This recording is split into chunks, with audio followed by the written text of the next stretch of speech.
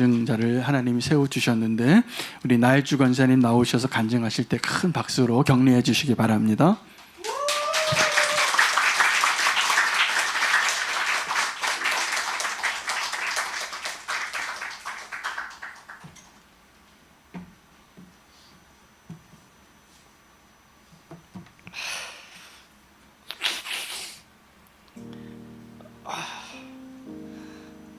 올라오기 전에 이렇게 제발 물 주지 말게 해달라고 계속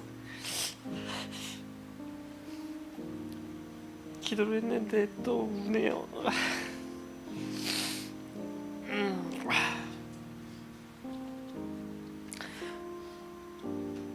지난주 아내의 간증에 이어 시리즈로 오늘 제가 간증을 하게 되었습니다. 이 간증을 통해 오직 주님께만 영광 올리길 기도하며 간증문을 작성했습니다. 한 번도 상상해보지 못했던 벼랑 끝에 서 있는 것 같은 지금의 이 상황에서 간증을 한다는 것이 혹시나 주님의 영광을 가리우지는 않을까 조심스럽기도 하지만 이 자리에서는 그것도 저의 자아를 내려놓는 시간인 것 같아서 순종하는 마음으로 섰습니다. 제 인생 속에 언제나 함께 하셨던 주님께서 지금도 일하고 계심을 절대 신뢰하기에 주님과 저의 동행 이야기를 함께 나누고자 합니다. 2024년 2월 15일 생일날은 잊은 적이 있는데 아마도 이날은 평생 잊지 못할 날이 되었습니다. 수술실에서 깨어나 보니 병실로 옮겨져 있었습니다. 아내의 눈이 퉁퉁 부어 있었고 저와 눈을 맞추는 아내의 눈에서 눈물이 폭포수처럼 흐르고 있었습니다. 직감적으로 어제 수술 동의서를 받으러 오신 선생님의 말씀이 떠올랐습니다. 그중 경우 3은 전체에 암이 퍼져 수술 못하고 닫는 것이었습니다. 손가락으로 3을 표시하니 아내가 고개를 끄덕이며 하염없이 울었습니다. 그리고 여보, 우리 산으로 들어가자 라며 짤막한 말을 했습니다.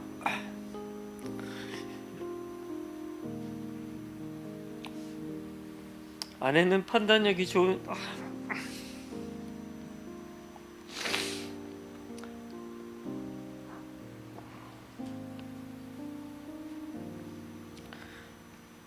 아내는 판단력이 좋은 사람인데 도대체 어느 정도길래 산으로 가자고 할까? 인터넷을 보지 못하게 하는 아내만 믿고 저는 그래도 설마 죽게 하겠어라는 막연한 생각을 하였습니다. 차츰 회복이 되면서 아내 몰래 인터넷에서 저의 케이스를 찾아봤는데 왜 아내가 산으로 올라가자고 했는지 그 이유를 알 것 같았습니다. 하늘이 무너진다는 말로도 그때의 마음을 표현하기는 어려울 것 같습니다.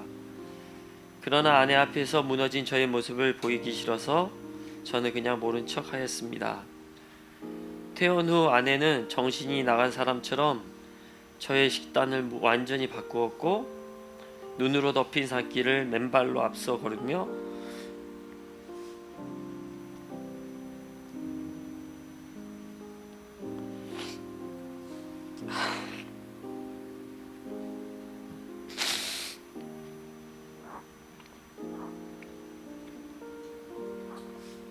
발이 시려서 한 발도 떼지 못하는 저를 이끌며 산으로 황토길로 운동장으로 틈만 나면 걷게 하였습니다.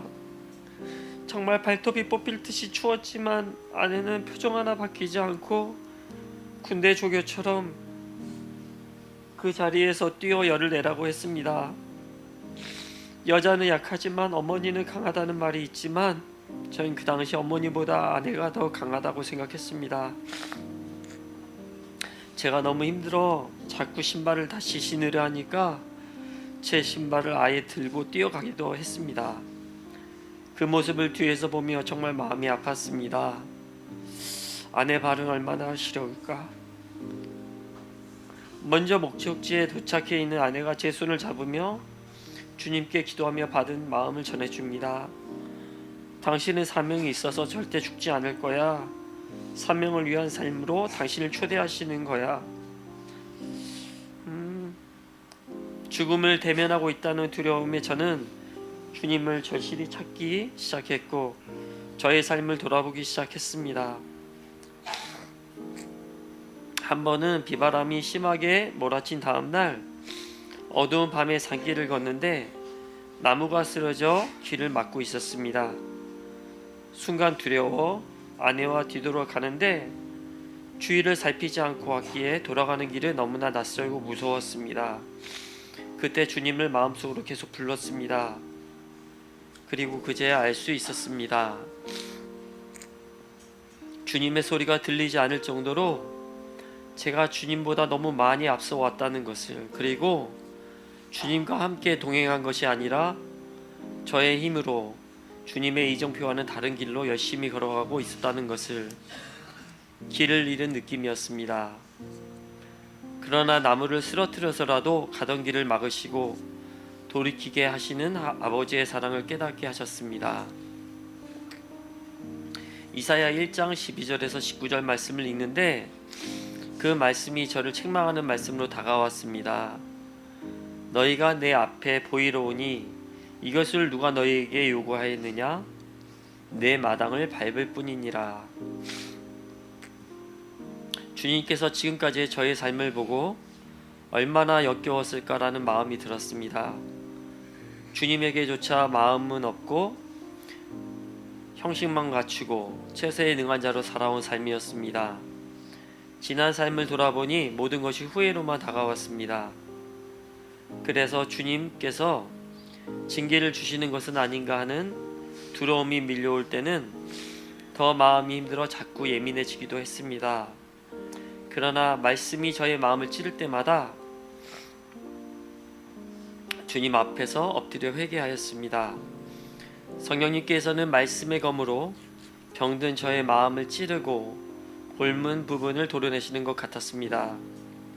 곪은 부분들이 드러나는 과정에서 어떤 날은 마음이 주체할 수 없을 만큼 다운되기도 했습니다. 그러나 주님은 저를 살리기 위해 끊임없이 말씀의 약을 저에게 먹이십니다. 지금 여러 가지 면역 치료도 받고 있고 몸에 좋은 생식과 음식들을 먹고 있지만 말씀이 가장 저의 병을 치료하는 데 강력한 약이 아닐까 싶습니다. 출애굽기 19장 4절 말씀. 내가 애굽 사람에게 어떻게 행하였음과 내가 어떻게 독수리 날개로 너희를 업어 내게로 인도하였음을 너희가 보았느니라. 이 말씀을 읽으며 저의 지난 삶이 파노라마처럼 스쳐갔습니다. 지난 10년간 처절하게 걸어온 저의 삶은 그야말로 광야에서의 시간이었습니다. 모든 것을 접고 새로운 사업을 시작할 때 그야말로 책상과 전화기 한 대와 아내의 신용대출이 전부였습니다. 마지막 기회라고 생각하며 죽을 힘을 다해 일하였지만 좌절의 순간들이 많이 찾아왔습니다. 그러나 망했다고 생각할 때 위기가 기회가 되며 공장이 확장되고 매출이 급성장하는 시간들을 지나왔습니다. 많은 사람들이 기적 같은 일이라며 저에게 운이 정말 좋다고 말하곤 합니다. 하지만 저와 아내는 주님께서 저희를 얼마나 신실하게 보살피셨는지 온몸을 통해 경험했습니다. 주님은 저희가 배고플 때 신실하게 만나와 메추라기로 먹이셨고 위기의 순간마다 주님은 물기둥과 불기둥으로 피할 곳을 인도하여 주셨습니다. 정말 말도 안 되는 상황들을 체험하며 기적을 일상처럼 살아왔습니다. 저를 한순간도 등에서 내려놓지 않으시고 업고 오신